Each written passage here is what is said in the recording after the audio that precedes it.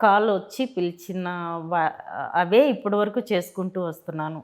Industry నన్ను మాత్రం గుర్తుపెట్టుకొని గౌరవించి నాకు తగిన క్యారెక్టర్స్ ఇస్తూ నన్ను ఇంకా ప్రోత్సహిస్తుంది కాబట్టి నేను ఇంకా కంటిన్యూ అవ్వగలుగుతున్నాను ఇండస్ట్రీలో.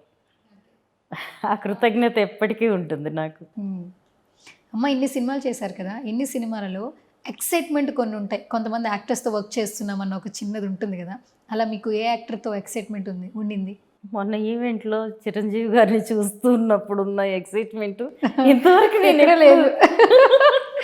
అంటే నేను అసలు ఆ స్టేజ్ మీదకి వెళ్ళాలని కూడా నేను అనుకోలేదు. ఆయన్ని చూడటం కోసం అలా కూర్చుని చూస్తుంటే చాలని నా అదృష్టం కొద్దీ నేను ఆ వెనకాల కూర్చున్నానేమో, అలా చూస్తూ ఉండిపోయాను. వెనక నుంచి ఒక సైడ్ ఫేస్ మాత్రమే నాకు కనిపిస్తుంది. అయినా నేను అలా చూసుకుంటూ ఉన్నాను. మా అన్నయ్యని నా కళ్ళ ముందు నేను చూసుకుంటూ కూర్చున్నాను. చాలు నాకు ఇంకేం వద్దు అసలు. అదే ఎక్సైట్మెంట్ అంతే. ఇప్పటికీ నా జీవితంలో ఇంకా మర్చిపోలేను ఆ ఫీల్. అంతే. ఓకే. అంత ఎక్సైట్మెంట్ నాకు ఇంకెప్పుడు రాలేదు, లేదు, తెలీదు. ఇండస్ట్రీలో ఉండాలంటే కొన్ని నేర్చుకోవాలి, కొన్ని తెలుసుకోవాలి అంటారు కదమ్మా. అందరూ నేర్చుకున్నామని కూడా అంటారు. ఆల్మోస్ట్ ట్రావెలింగ్ అయిన ఇయర్స్లో 22 years ఆల్మోస్ట్ మీరు వచ్చి చాలా సినిమాలు చేసి మీరేం నేర్చుకున్నారు? నేర్చుకోవడం ప్రత్యేకించి నేర్చుకునేది ఏం లేదు. కాకపోతే ఎక్కడైనా ఒకటే, మనం ఇష్టపడి కష్టపడి పని చేయాలి. మనకి ఇచ్చిన దాన్ని, అంటే నాకు ఆ క్యారెక్టర్ ఇవ్వలేదు, ఈ క్యారెక్టర్ ఇచ్చారు, లేకుంటే నేనైతే అది అయితే భలే చేసేదాన్ని, ఇలాంటివి నాలో లేవు. నాకు ఇచ్చిన క్యారెక్టర్ని నేను ఎంతవరకు చేయగలిగాను, దానికి ఎంతవరకు న్యాయం చేశాను అన్నదే నేను ఆలోచిస్తాను. కాబట్టి దాని మీదే ఉంటుంది నా ధ్యాస. అదే నేర్చుకున్నాను. ఈ రాని దానికోసం ఆశపడి పరిగెత్తకూడదు, బాధపడకూడదు, వచ్చిన దాన్ని వదులుకోకూడదు. ప్రాప్తం ఉంటే ఎప్పటికైనా అది అటు తిరిగి ఇటు తిరిగి మనకే వచ్చి చేరుతుంది. ప్రాప్తం లేకపోతే నువ్వెంత ఆరాటపడినా నీ దగ్గరికి రాదు. ఇదైతే నేను తెలుసుకున్నాను. అలాగే మర్యాద అనేది ఇచ్చి పుచ్చుకోవాలి. ఇండస్ట్రీలో ఎప్పుడైనా గౌరవం ఇస్తే తీసుకోవాలి, కానీ అడిగితే ఇవ్వరు ఎవరు. అదే తెలుసుకున్నాను నేను. ఒక చిన్న ఫన్నీ రౌండ్ స్టార్ట్ చేద్దామమ్మా. మీరు అన్ని ఇంటర్వ్యూల్లో ఆల్మోస్ట్ బేబీ గురించి ఉంది కాబట్టి జస్ట్ క్రేజీగా కొన్ని ప్లాన్ చేసా, చూద్దాం ఎలా సమాధానం చెప్తారు. క్రేజీగా ప్లాన్ చేయి కానీ ఇరికిచ్చేలా ప్లాన్ చేయకు. అస్సలు పెట్టను. ఇప్పుడు వరకు ఏమైనా ఇబ్బంది కలిగిందా మీకు? ఒక క్వశ్చన్. అలా అని కాదు, అంటే డైరెక్టర్ చెప్పింది మాట్లాడడం తప్ప సొంతంగా ఆలోచించి చెప్పే అంత బ్రెయిన్ నాకు లేదు. ఇప్పుడు మీరు క్రేజీ అని ఏమేమో అడిగారు అనుకోండి, దానికి ఏం చెప్పాలి, ఎలా చెప్పాలి స్కిప్ చేసేయచ్చు. అలాగే ఉంటుంది. ఇప్పుడు వరకు మీకు ఏమైనా ఇబ్బంది పెట్టే క్వశ్చన్స్ వచ్చాయా? లేవు కదా? ఓకేనా? ఇబ్బంది పడ్డారా? లేదు. ఓకే. సో బేబీ నుంచి మీకు ఒక బేబీ వచ్చిందన్నారు, ఒక అంటే ఫర్ ఎవర్ మెమరీ అన్నారు. బేబీ నుంచి ఒక ఎప్పటికీ మర్చిపోలేని ఒక జ్ఞాపకం అంటే ప్రభావతికి ఏంటి? మా అన్నయ్య ఫంక్షన్లో నేను ఉండడం. ఇలా ఎన్ని రకాలుగా చెప్పినా నాకు ఇంకా ఆ సంతోషం చిరంజీవి గారు పెరుగుతూనే ఉంటుంది కానీ తగ్గదు. Okay, so sweet.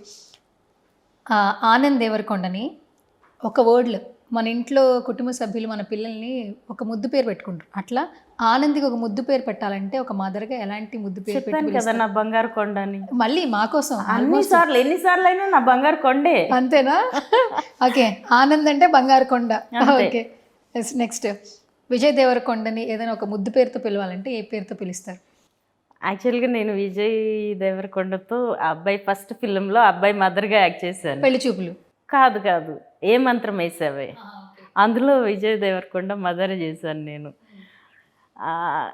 విజయ్ ఎప్పుడు ఏం చెప్పాలబ్బా, నాకు అదే చెప్పాను నేను. మాటలు రావు, చెప్పడానికి చేత కాదు. మీరు ఇలా అలా కదమ్మా, ముద్దుగా అంటే ముద్దుగా ఏం పేరు పెడతారు? పండు, బుజ్జి, సమ్ వాట్ ఎవర్. అందుకే అడిగాను, ఒక అమ్మగా ఏం పేరు పెట్టి పిలుస్తారు అని. అల్లరి పిల్లోడు అని చెప్పా. మరి బాగుంది కదా, అల్లరి పిల్లోడు అని చెప్పచ్చు. ఎందుకంటే ఏ క్యారెక్టర్ ఇచ్చినా, ఏ షేడ్ అయినా ఎంత సరదాగా అసలు ఏం చేస్తాడు. ఆ మాటలు, ఆ డైలాగ్సే చాలా అల్లరల్లరిగా, చాలా ముద్దుగా అనిపిస్తాయి. స్లాంగే అదిరిపోద్ది. ఓకే, నెక్స్ట్ బన్నీ గారిని చూశారు, బన్నీ గారితో అప్రిసియేషన్స్ తీసుకున్నారు. బన్నీ గారిని ముద్దుగా ఏమైనా పిలవాలంటే ఏమైనా పిలుస్తారు ప్రభావతి గారు? అందరూ పిలిచేదే బన్నీ బాబు. అంత మంచి బన్నీ బాబు అన్న అంత మంచి పేరు ఉండగా ఇంక మళ్ళీ ఏ పేరు పెట్టి పిలవాలి నేను? కాకపోతే చాలా సంస్కారం, చాలా ఉన్నతమైన ఆలోచనలు, చాలా గొప్ప వ్యక్తిత్వం ఉంది ఆ అబ్బాయికి, బన్నీ బాబుకి. సో ఫ్యూచర్లో ఎప్పుడైనా బాబా దయదలిచి ఏదైనా అవకాశం వచ్చి ఆ అబ్బాయి మదర్గా చేయాలనే సందర్భం వచ్చినప్పుడు ఎంత ఆనందపడతానో అనుకుంటాను అంతే. కానీ ఆ అబ్బాయికి పేరు పెట్టాలంటే ఏం పెట్టాలో తెలియట్లేదు. ఏదైనా డిస్క్రైబ్ చేయండి బన్నీ గారిని, ఏదైనా చెప్పాలంటే ఒక 1 వర్డ్లో డిస్క్రైబ్ చేయండి. ఒక మాటలో చెప్పాలంటే బన్నీ గారి గురించి ఏం చెప్తారు? టాలెంట్కి మారిపోయారని చెప్పొచ్చు. సూపర్, టాలెంట్కి మారుపేరు, iconic star. Okay. And next Sai Rajesh గారిని ఒక వర్డ్లో డిస్క్రైబ్ చేయాలంటే మీరు ఏం చెప్తారు? చాలా చాలా ఉన్నతమైన విలువలు అండ్ ఫ్యామిలీలో ఉన్న సెంటిమెంట్స్ ఎలా ఉంటాయి, ఎలా మెయింటైన్ చేయాలనేది తెలిసిన ఒక గొప్ప డైరెక్టర్ అని చెప్పొచ్చు. ఇంత మంచి మ్యూజిక్ ఇచ్చి ప్రతి ఒక్కరిని అలా కట్టిపడేసిన విజయ్ బుల్గానిన్ గారి గురించి డిస్క్రైబ్ చేయాలంటే 1 వర్డ్లో ఏం చెప్తారు? ఆయనకున్న ప్యాషన్ అంతా ఈ సినిమాలో బయటికి తీసుకొచ్చారు. ఆయన ఎంత అంటే మ్యూజిక్ మీద ఆయనకి ఎంత Passion, ప్రేమ, ఎంత ప్యాషన్, అదంతా కలిసి తన కసినంతా ఈ సినిమా ద్వారా తీసుకొచ్చి నిరూపించుకున్నారు. కాబట్టి ఆయన ఒక గ్రేట్ ఏమంటారు మ్యూజిషియన్, ఏమంటారు మాయలు చేసి అందరినీ ఇట్లా మ్యాజిక్ మ్యూజిషియన్ ఆయన మ్యాజిక్ చేస్తాడు మొత్తానికి. చేశారు తన music తో.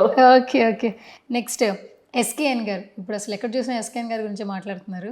సక్సెస్ఫుల్ ప్రొడ్యూసర్గా ముందుకు వెళ్తున్నారని బిరుదులు ఇస్తున్నారు. నెక్స్ట్ ఎలాంటి సినిమాలు తీస్తారన్న క్యూరియాసిటీ పెరిగింది. ప్రమోషన్స్ కూడా బాగా చేస్తున్నారు. ఆయన స్పీచ్లకి బయట ట్రోలింగ్లు చాలా బాగా జరుగుతున్నాయి, పాజిటివ్గా అండ్ వేరేలాగా. ఎస్కేఎన్ గారిని 1 వర్డ్లో డిస్క్రైబ్ చేయాలమ్మా, ఏం చెప్తారు? ఏమో నాకు ఆయన ఒక చిన్న పిల్లాళ్ళ ఏ లోపల బయట తేడా లేకుండా సరదాగా ఉన్నట్టు మాట్లాడేస్తూ సరదాగా ఉండే ఒక చిన్న పిల్లాళ్ళగా అనిపించారు. ఒక చిన్నపిల్లలా కనిపిస్తున్నారు అయితే. సూపర్. సో ఫైనల్గా మీకు ఈ సినిమా రిలీజ్ అయిన తర్వాత చాలామంది ఫ్రెండ్స్, ఫ్యామిలీ మెంబర్స్ అందరూ ఏదో కాంప్లిమెంట్ ఇచ్చి ఉంటారు. ఎప్పటికీ మర్చిపోలేని కాంప్లిమెంట్ అంటే ఏంటి ప్రభావతికి? బన్నీ బాబు నా క్యారెక్టర్ కనెక్ట్ అవ్వడం,